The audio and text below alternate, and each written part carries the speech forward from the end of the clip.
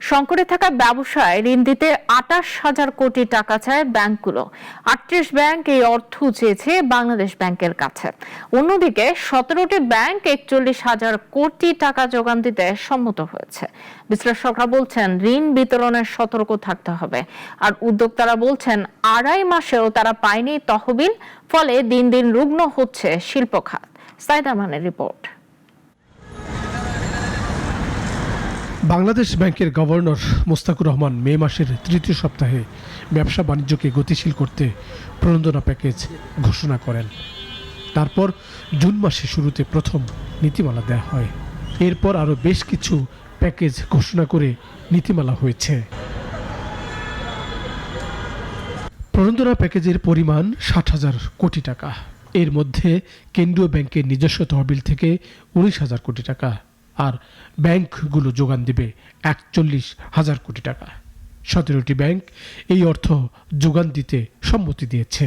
এসব ব্যাংকের সঙ্গে চুক্তি হবে শিগগিরই। নীতিমালা যদি অক্ষরে অক্ষরে পরিপালন করে ব্যাংক ঋণ সুবিধা দেয় এবং বিনিয়োগ সুবিধা দেওয়ার সাথে সাথেই ঋণ আদায় হওয়া পর্যন্ত যদি কঠোরভাবে মনিটর করে, সেই ফান্ড ডাইভারশনের কোনো সুযোগ থাকবে না, অবশ্যই কোনো ঋণ মিসইউজ হবে না। শুরুতে ঋণ বিতরণে অনীহা দেখালেও শেষ পর্যন্ত প্রস্তাব বাংলাদেশ ব্যাংকের কাছে গেছে ৩৮ ব্যাংক থেকে। এসব ব্যাংক ২৮,০০০ কোটি টাকা ঋণ আবেদন পেয়েছে গ্রাহকদের থেকে। ঋণ বিতরণে সম্পূর্ণ হয়েছে চুক্তিও।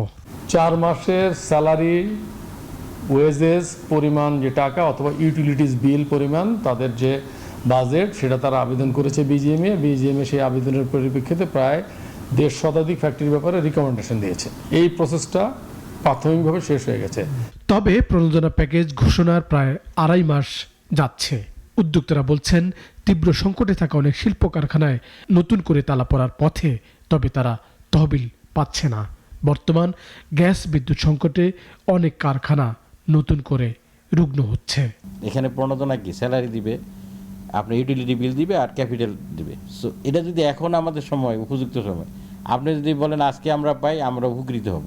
শিল্পকে বাঁচায় রাখার জন্য এই প্রণোদনা আজকে থেকে যদি ইমপ্লিমেন্ট হয়, আমরা সবচেয়ে বেশি খুশি হব। এটা যদি আরও লিঙ্গার হয়, শিল্প বন্ধ হইতে থাকবে আরও। বাংলাদেশ ব্যাংক ও তফসিলি ব্যাংকগুলো আশা করছে সেপ্টেম্বর থেকে শুরু হবে ঋণ বিতরণ।